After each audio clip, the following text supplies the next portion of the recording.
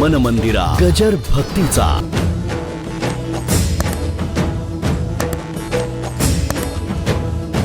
अस्पृश्याचं वाक्य कानाने ऐकू नये, त्याची सावली अंगावर पडून देऊ नये.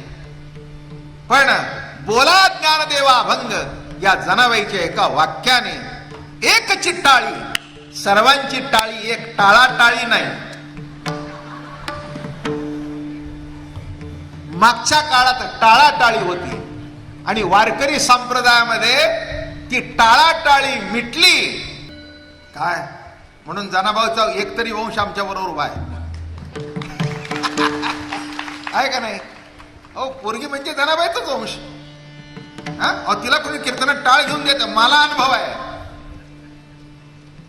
आमची दिंडी जेव्हा सुरुवातीला निघाली, आता दादा महाराज हे संप्रदायातले क्रांतिकारक होते.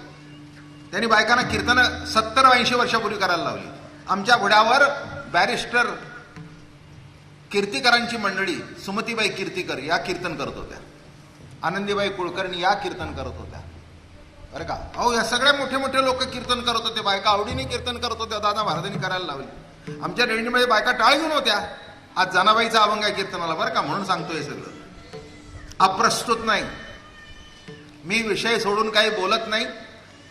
जे विषयाला धरून आहे तेच तुमच्या पुढे मांडावं.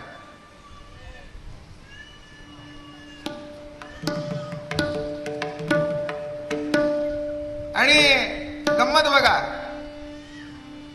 टाळ घेऊन दिंडीतून महिला होत्या. माझ्याकडे एक आला आणि मला सांगितलं, त्या तुमच्या दिंडीमधल्या बायकांच्या गळ्यात टाळ आहे ते काढायला लावा. म्हटलं एवढ्या वर्ष वारी करतोय, अजून डोळ्यातली बाई गेली नाही का? आई का बसली नाही? किती वर्ष झाले रे तुला वारी करायला? किती वर्ष झाली? तरुण होतो मी, मला वाटतं 25 होतो. आला माझ्याकडे, म्हटलं बाबा महाराज सातारकर, तुम्हाला हे असं काहीतरी करायची सवय आहे? मोठा मूछवाला होता, अजून तो माझ्या डोळ्यासमोर आहे. हा काय म्हणलाय?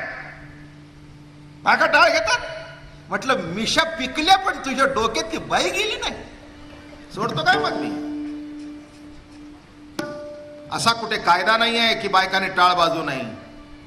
एकही बाई टाळ ठेवणार नाही. उद्यापासून 10 वाढवतो. काय म्हणायचं ते म्हण, जा काय करायचं ते कर. हो बाजूला, तुझ्या दिंडीत काय करायचं ते तू बघ, माझ्या दिंडीत काय करायचं मी विचार करेन.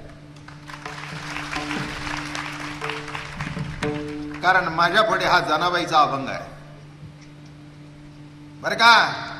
हे संतांची वचनं म्हणजे सुप्रीम कोर्टाचा निकाल आहे. माझं बोलणं कळलं का? आणि आज असंच घडलं. विचारा तुम्ही, आईसाहेब बसल्यात, काय घ्यावं अभंग? आणि असं चाळल्याबरोबर हातामध्ये चाळून आला अभंग. आणि हे माझं या अभंगावरचं पहिलं कीर्तन आहे. मी कधी केलेलं नाही. एका प्रमाण कीर्तनात घेतलंय, पण या अभंगावर कीर्तन कधीच केलं नाही. मग याही म्हणलं आज पुणेकरांना सांगा ना. म्हटलं सांगतो. काय त्याच्यात काय?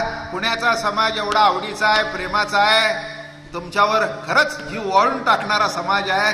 करा कीर्तनात याच्यापुढे. म्हटलं जरूर कर.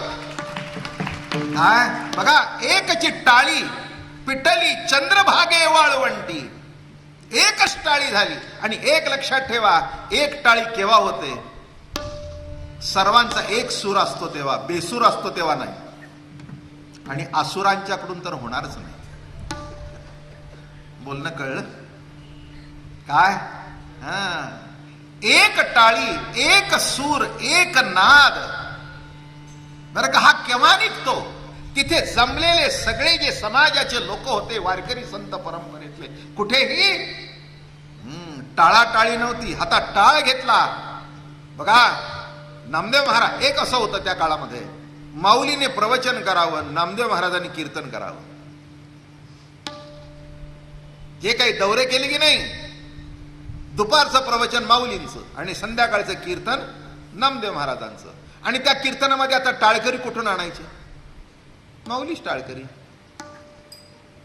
आता टाळकरी कवी, संत श्रेष्ठ, विश्व माऊली आणि उत्तम गाणारे. ज्ञानेश्वर महाराज उत्कृष्ट गाणारे होते. त्याशिवाय इतक्या सुंदर विरहण्या त्यांच्या काव्यातून प्रकट होणार नाहीत. काल त्या ह्यांनी सांगितलं की माडगुळकर उत्तम कवी होते पण गायक नव्हते, पण माऊली कवी होते आणि गायकी होते. गायकी होते म्हणून बघा, एक एक चाली सुद्धा त्यांच्या अभंगाच्या अवघड आहेत बरं का, इतक्या सोप्या. 4 चरणाचा अभंग असेल तर 4ला भिन्न भिन्न चाली आणि गोडवतेच. पूर्व दिशे भानू गवला नळिनी, कमळिनी कमळी विकासू केला. उष्ण करू अस्तु झाला, शीत करू प्रवर्तला. कमळिनी संकोचू केला गे बाई, पर्यंते मानसी बहुवसे. असे तुरितेची जवळी वसेर या, पर्यंते मानस. या चाली माझ्या घरात 100 वर्षाच्या पूर्वीपासून आहेत. म्हणून बाकीचे सगळ्याचे अभंग म्हणता येतात, पण माऊलीचे अभंग म्हणणंच अवघड आहे. मला असं वाटतं पहिल्यांदा त्यांनी चाल बजवशी असेल आणि मग अभंग. म्युझिक डायरेक्टर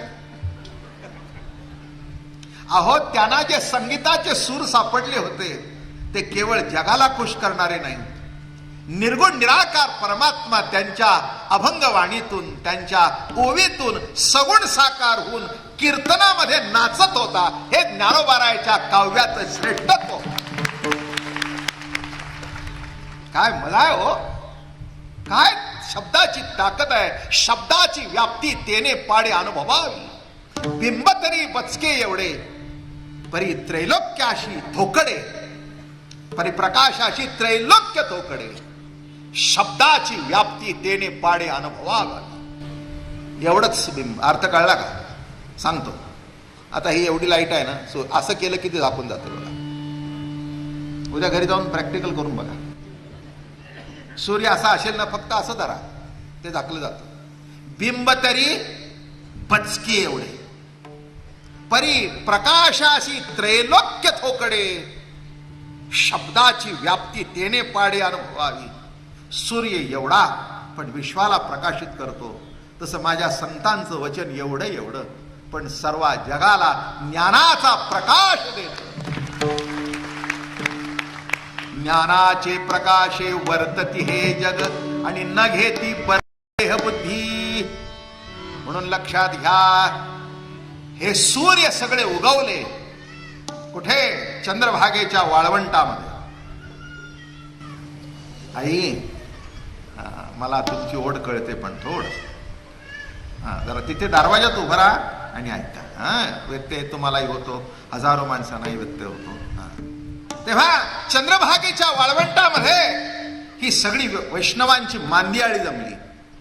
अहो, ह्या ओव्या ज्या लिहिलेत ना, ईश्वरनिष्ठांची मांदियाळी, ते शब्द आले ना, हा ईश्वरनिष्ठांची मांदियाळी एकत्र करणं आणि काला करणं, नामे सामाजिक ऐक्य करणं, हेच वारकरी संप्रदायाचं जीवन ध्येय आहे.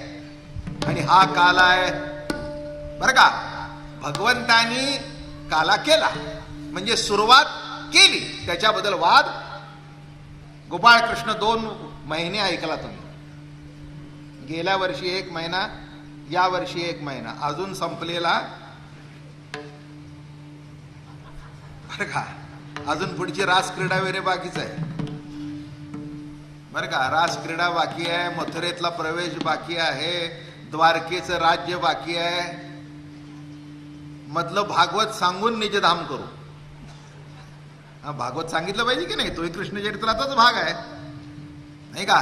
निजधामाला जाण्यापूर्वी उद्धवाला त्यांनी भागवत सांगितलं, तोही भाग आहे. म्हणून कैक वर्ष तुमच्या माझ्या आयुष्याला पूर्ण होईल एवढा कृष्ण आहे. आणि शेवटी सांगणं हे कृष्णाने सुरुवात केली आहे. माझं बोलणं कळलं का. रामाने सर्वांचं ऐकलं, कुणाला काही सांगितलं का कधी? सांगितलं का अमकं कर? नाही. सावत्राईचं ऐकलं, वडिलाचं ऐकलं बरं का, सगळ्यांचं ऐकलं, बायकोचं ऐकलं, माझं ऐकलं परवा. आता अयोध्यानाथा मला हरिण आणून द्या हे तिचं ऐकलं, पण नाथाने आमच्या लिहून ठेवलंय. काय लिहिले बा रामायणात? मागता मृगाची कांचोळी, सर्व सुखाची झाली होळी, अंतरला रामधुरी. काय म्हणतायत? मागता मृगाची कांचोळी. कळलं का? विषयाच्या मागे लागली आणि त्यालाही त्याच्या मागे लावला आणि जवळचा राम दूर गेला. हे नाथांचं भागवत, हे नाथांचं रामायण. कळलं का? मन मंदिरा गजर भक्तीचा.